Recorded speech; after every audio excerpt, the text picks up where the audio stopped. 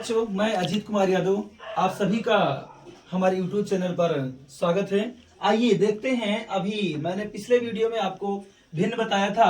आज मैं लेकर आया हूं त्रिभुज, जो कक्षा 1 से लेकर 5 तक बच्चों को जानने के लिए बहुत जरूरी होता है। आइए हम बताते हैं त्रिभुज। त्रिभुज की अंग्रेजी क्या होती है? तो त्रिभुज की अंग्रेजी ट्रायंगल होती है। अब त्रिभुज किसे कहते हैं? बच्चों में समस्या ये बनी होती है कि त्रिभुज किसे कहते हैं। तो देखिए, आप सभी के बीच में आया है त्रिभुज। 3 रेखाखंडों से घिरी हुई बंद आकृति को त्रिभुज कहते हैं। आप ऐसे नहीं कह सकते हैं कि 3 रेखाखंडों से घिरी हुई आकृति को त्रिभुज कहते हैं। क्यों? क्योंकि त्रिभुज हमारा 3 रेखाखंडों से घिरा हुआ होता है। तो इसका सबसे मेन जरूरी है कि हमें ये बताना पड़ेगा कि बंद आकृति को। तो देखिए, 3 रेखाखंडों से घिरी हुई बंद आकृति को त्रिभुज कहते हैं। एग्जाम्पल के तौर पे जैसे हमारा एक त्रिभुज है, उस त्रिभुज का नाम एबीसी है। देख सकते हैं तीनों जो भुजा है हमारे एक दूसरे आधार से जुड़ी हुई है, बंद आकृति का, इसीलिए हम इसको क्या कहते हैं? त्रिभुज। आइए देखते हैं अब त्रिभुज के प्रकार। Types of triangle. Types of triangle कितने प्रकार के होते हैं? तो त्रिभुज 2 प्रकार का होता है। किसके आधार पर? भुजाओं के आधार पर, कोणों के आधार पर। देखिए, कुछ बच्चे जानते हैं कि न्यून कोण, सम कोण, अधिक कोण ये प्रकार है। नहीं, गलत हो जाएगा। त्रिभुज 2 प्रकार का होता है, भुजाओं के आधार पर और कोणों के आधार पर। आइए अब देखते हैं हम भुजाओं के आधार पर त्रिभुज कितने प्रकार का होता है। भुजाओं के आधार पर त्रिभुज 3 प्रकार का होता है। अब भुजाओं के आधार पर त्रिभुज कौन कौन कितने प्रकार के होते हैं? समबाहु त्रिभुज, समद्विबाहु त्रिभुज और विषमबाहु त्रिभुज। अब मन में आती होगी कि समबाहु त्रिभुज किसे कहते हैं, समद्विबाहु त्रिभुज किसे कहते हैं, विषमबाहु त्रिभुज कहते हैं। चलिए हम बताते हैं सबसे पहले समबाहु त्रिभुज किसे कहते हैं। तो समबाहु त्रिभुज उसे कहते हैं जिसकी तीनों भुजा बराबर होती है। जिसकी तीनों भुजा बराबर होती है उसे हम समबाहु त्रिभुज कहते हैं। जैसे आप देखिए, एक त्रिभुज में आपको बताया है एग्जाम्पल के तौर पर कि एक त्रिभुज मैंने लिया है, इसकी तीनों भुजा हमारी क्या हुई है? बराबर है। सब हर एक भुजा 3-3 सेंटीमीटर का है। तो आपको लगता होगा कि ये कैसा त्रिभुज है? समबाहु त्रिभुज है। अब समबाहु त्रिभुज समझ में आ गई, तो चलते हैं हम समझते हैं समद्विबाहु त्रिभुज किसे कहते हैं। समद्विबाहु त्रिभुज उसे कहते हैं जिसकी 2 भुजा बराबर हो। द्वि मतलब 2, जिसकी 2 भुजा बराबर हो। आपको याद हो गया होगा कि समद्विबाहु त्रिभुज किसे कहते हैं? जिसकी 2 भुजा बराबर होती है उसे हम समद्विबाहु त्रिभुज कहते हैं। आप देखिए एक चित्र के द्वारा, ये मान लीजिए हमारी 2 भुजा 4-4 सेंटीमीटर की है, एक भुजा 3 सेंटीमीटर की है। चित्र के द्वारा भी हमें पता चल रहा है जिसकी 2 भुजा बराबर है। तो जिसकी 2 भुजा बराबर है, एक भुजा भिन्न होगा, तो हम कहेंगे कौन सी त्रिभुज है? समद्विबाहु त्रिभुज है। अब आइए हम पढ़ते हैं विषमबाहु त्रिभुज किसे कहते हैं। विषमबाहु त्रिभुज उसे कहते हैं जिसकी एक भी भुजा बराबर न हो, तीनों भुजा भिन्न भिन्न हो, उसे हम क्या कहेंगे? विषमबाहु त्रिभुज। आइए चित्र में हम ये देखते हैं, मान लीजिए इसकी भी एक भुजा 6 सेंटीमीटर है, दूसरी 4 सेंटीमीटर है, तीसरी 3 सेंटीमीटर है। तो इसकी तीनों भुजा क्या है? भिन्न भिन्न है। अब आपसे मान जो बच्चा वीडियो देखता होगा, मान लीजिए अगर कोई पूछता है आप लोगों से कि समबाहु त्रिभुज किसे कहते हैं, तो आप याद मन में बैठाइएगा जिसकी तीनों भुजा बराबर होगी उसे हम समबाहु त्रिभुज कहेंगे। समद्विबाहु त्रिभुज किसे कहेंगे? जिसकी 2 भुजा बराबर होगी उसे हम समद्विबाहु त्रिभुज कहेंगे।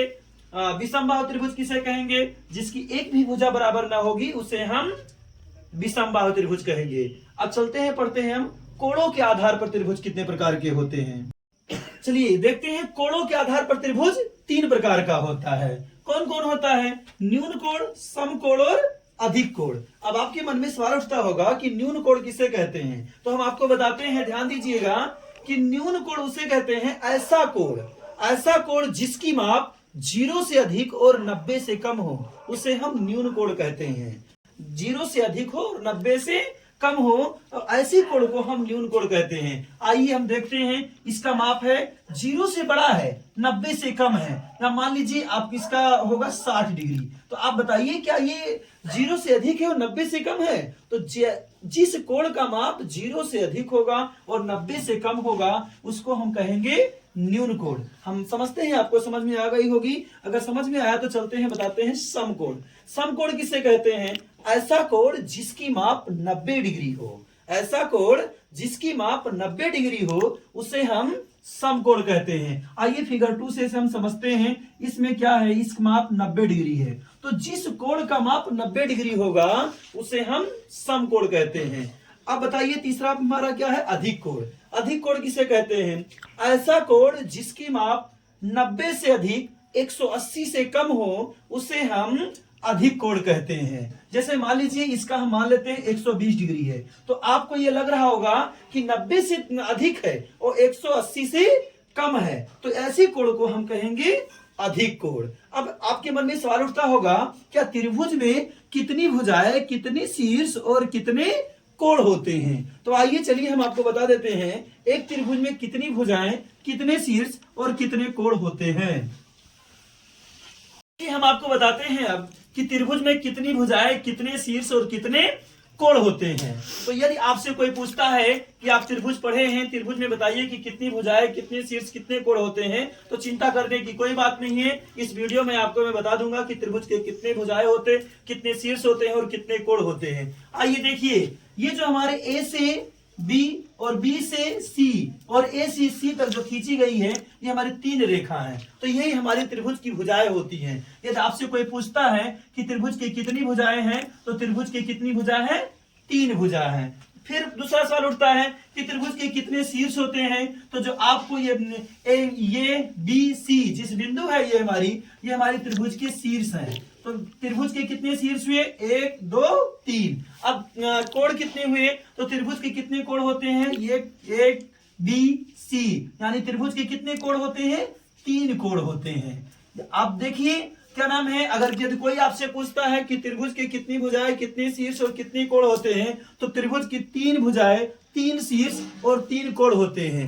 फिर एक सवाल ये उठता है कि त्रिभुज के तीनों कोणों का योगफल कितना होता है, तो त्रिभुज के तीनों कोणों का योगफल 180 डिग्री होता है। यदि आपसे कोई पूछता है कि ये बताइए, त्रिभुज तो पढ़ चुके इतना सारा, तो त्रिभुज के तीनों कोणों का योगफल कितना होता है, तो त्रिभुज के तीनों कोणों का योगफल 180 डिग्री होता है। यदि हमारी ये वीडियो आपको समझ में आती है तो हमारे चैनल को लाइक करना, सब्सक्राइब करना।